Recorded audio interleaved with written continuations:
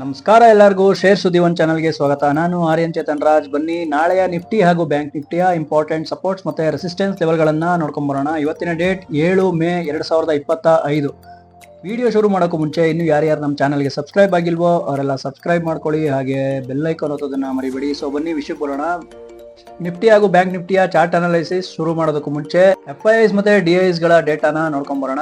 FIIs ಮತ್ತೆ DIIs ಗಳ data ನಿಮ್ಗೆ ತಿಳಿಸೋದಾದ್ರೆ ಇದು ನಿನ್ನೆಯ ಡೇಟಾ ಆಗಿರುತ್ತೆ.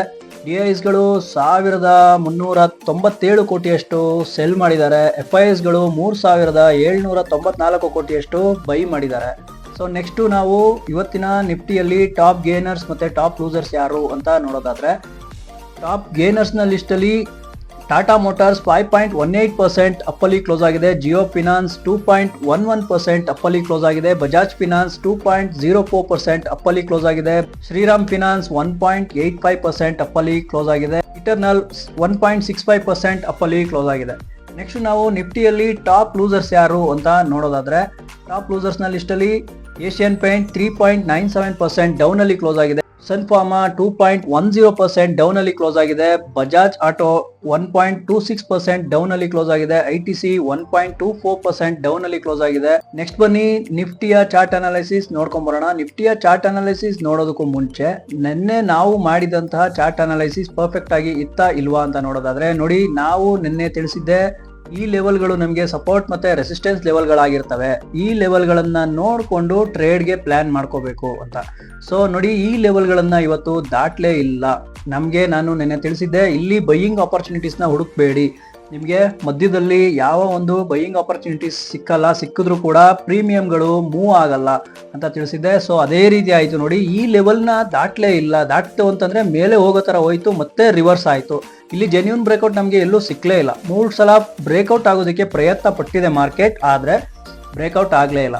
ಈ ಲೆವೆಲ್ ಅಲ್ಲೇ ಇವತ್ತು ಕ್ಲೋಸಿಂಗ್ ಕೊಟ್ಟಿದೆ. ನೆಕ್ಸ್ಟ್ ನಾವು ನಿಫ್ಟಿ ಚಾರ್ಟ್ ಅನಾಲಿಸಿಸ್ ನೋಡಾಯ್ತು. ನೆಕ್ಸ್ಟ್ ನಾವು ಬ್ಯಾಂಕ್ ನಿಫ್ಟಿಯ ಚಾರ್ಟ್ ಅನಾಲಿಸಿಸ್ ನೋಡೋದಾದ್ರೆ, ಬ್ಯಾಂಕ್ ನಿಫ್ಟಿಯಲ್ಲೂ ಕೂಡ ಸೇಮ್ ನಿನ್ನೆ ನಾವು ಮಾಡಿದಂತಹ ಚಾರ್ಟ್ ಅನಾಲಿಸಿಸ್ ಈ ಒಂದು ಪಾಯಿಂಟ್ ನಲ್ಲಿ ಯಾವ ಒಂದು ಬೈಯಿಂಗ್ ಆಪರ್ಚುನಿಟಿ ಸಿಕ್ಕಲ್ಲ, ಇದು ನಮಗೆ ಬ್ರೇಕ್ಔಟ್ ಆಗ್ಬೇಕಾಗಿರುತ್ತೆ. ಆ ನಂತರ ನಾವು ಬೈಯಿಂಗ್ ಆಪರ್ಚುನಿಟೀಸ್ ನ ಹುಡುಕ್ಬಹುದು.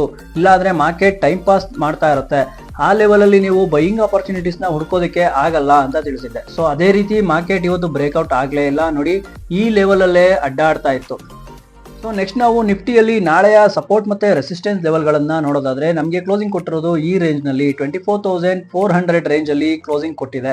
ನಾಳೆ ನಾವು ಸಪೋರ್ಟ್ ಮತ್ತೆ ರೆಸಿಸ್ಟೆನ್ಸ್ ಲೆವೆಲ್ಗಳು ಯಾವ್ಯಾವುದು ಅಂತ ಹುಡುಕೋದಾದ್ರೆ, ಸೇಮ್ ನಿನ್ನೆ ನಾವು ಮಾಡಿದಂತಹ ಅನಾಲೈಸಿಸ್ ಏನಿತ್ತಲ್ಲ ಅದೇ ಅನಾಲೈಸಿಸ್ ಇಲ್ಲಿಗೂ ಕೂಡ ಕ್ಯಾರಿ ಫಾರ್ವರ್ಡ್ ಆಗ್ತಾ ಇದೆ ನೋಡಿ. 24,400 ಇದು ನಮ್ಮ ರೆಸಿಸ್ಟೆನ್ಸ್ ಆಗಿರುತ್ತೆ. 24,278 ಇದು ನಮ್ಮ ಸಪೋರ್ಟ್ ಆಗಿರುವ ಸಾಧ್ಯತೆ ಇರುತ್ತೆ. ಈ ಲೆವೆಲ್ಗಳನ್ನ ಕ್ರಾಸ್ ಮಾಡ್ತು ಅಂತಂದ್ರೆ ನಾವು ಬೈಯಿಂಗ್ ಆಪರ್ಚುನಿಟೀಸ್ ನ ಹುಡುಕ್ಬೋದು. ಇಲ್ಲ ಅಂದ್ರೆ ನಾಳೆ ಕೂಡ ಮಾರ್ಕೆಟ್ ಇಲ್ಲಿ ಟೈಮ್ ಪಾಸ್ ಏನಿದೆಯಲ್ಲ ಈ ಝೋನ್ ನ ಒಳಗಡೆನೆ ಇತ್ತು ಅಂದ್ರೆ ಟೈಮ್ ಪಾಸ್ ಝೋನ್ ಆಗಿರುತ್ತೆ. ಯಾವ ಒಂದು ಬೈಯಿಂಗ್ ಆಪರ್ಚುನಿಟೀಸ್ ನ ಹುಡ್ಕೋದಕ್ಕೆ ಆಗಲ್ಲ. ನಾಳೆ ನಾವು ರೆಸಿಸ್ಟೆನ್ಸ್ ಲೆವೆಲ್ಗಳನ್ನ ನೋಡಬೇಕು ಅಂತಂದ್ರೆ ಇಲ್ಲಿ ಜೆನ್ಯೂನ್ ಬ್ರೇಕ್ಔಟ್ ಸಿಗ್ಬೇಕಾಗಿರುತ್ತೆ, ಮಲ್ಟಿಪಲ್ ಕನ್ಫರ್ಮೇಶನ್ ಮಾಡ್ಕೋಬೇಕಾಗಿರುತ್ತೆ. ಆ ನಂತರ ನಾವು ನಮ್ಮ ಟಾರ್ಗೆಟ್ 24,450 ನಮ್ಮ ರೆಸಿಸ್ಟೆನ್ಸ್ ನಂಬರ್ 1 ಆಗಿರುವ ಸಾಧ್ಯತೆ ಇರುತ್ತೆ.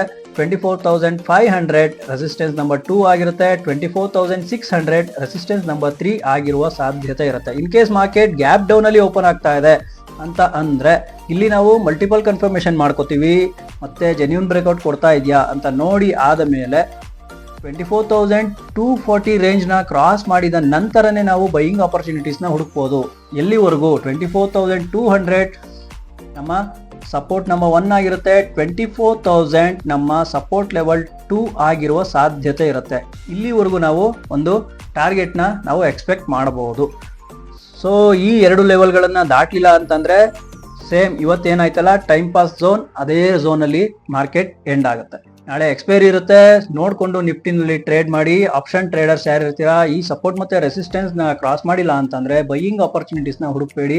ಸೊ ನೆಕ್ಸ್ಟ್ ಬನ್ನಿ ಬ್ಯಾಂಕ್ ನಿಫ್ಟಿಯ ಚಾರ್ಟ್ ಅನಾಲಿಸಿಸ್ ನೋಡ್ಕೊಂಡ್ ಬರೋಣ. ಬ್ಯಾಂಕ್ ನಿಫ್ಟಿಯ ಚಾರ್ಟ್ ಅನಾಲಿಸಿಸ್ ನೋಡೋದಾದ್ರೆ, ನಮಗೆ ಕ್ಲೋಸಿಂಗ್ ಕೊಟ್ಟಿರೋದು ಈ ರೇಂಜ್ ನಲ್ಲಿ 54,628 ಈ ರೇಂಜ್ ನಲ್ಲಿ ಕ್ಲೋಸಿಂಗ್ ಕೊಟ್ಟಿದೆ.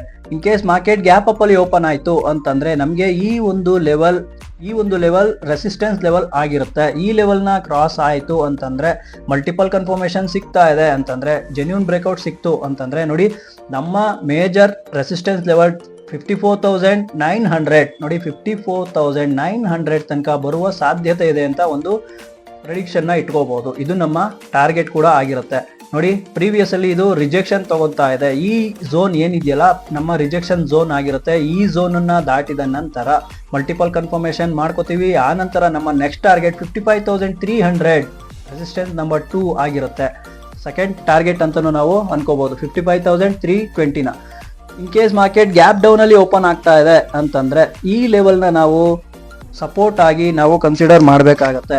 ಯಾವುದು 54,620ನ ಕ್ರಾಸ್ ಮಾಡಿ ಆ ನಂತರ 54,200ನ ಕ್ರಾಸ್ ಮಾಡ್ತು ಅಂತಂದ್ರೆ ನೆಕ್ಸ್ಟ್ ಲೆವೆಲ್ ನಮಗೆ ಸಪೋರ್ಟ್ ಆಗಿ 54,000 ಸಪೋರ್ಟ್ ನಂಬರ್ 1 ಆಗಿರುತ್ತೆ. 53,750 ಸಪೋರ್ಟ್ ನಂಬರ್ 2 ಆಗಿರುವ ಸಾಧ್ಯತೆ ಇರುತ್ತೆ.